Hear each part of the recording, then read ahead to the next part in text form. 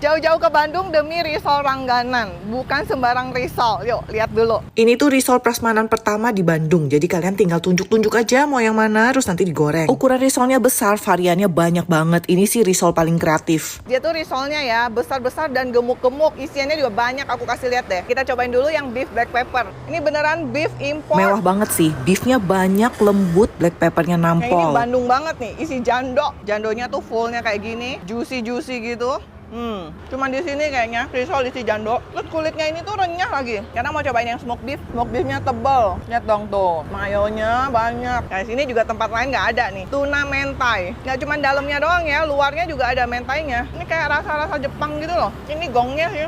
Dalamnya tuh tuna, saus mentai, dan jagung manis. Isiannya udah mentai, atasnya kasih mentai lagi. Nah terus ini saus mentainya asli dari Jepang ya. Ini variannya banyak banget guys. Nih mau yang manis, ada coklat moza. Ada juga isian seblak. Kreatif banget ya.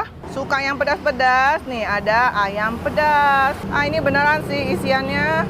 Lumer melar, mozzarella. Buat bawa pulang Jakarta, aku beli kemasan frozennya, rapih ya di pouch gitu. Cocok buat oleh-oleh. Mau pesan online juga bisa kirim keluar kota. The Bunsi Risol di Bandung.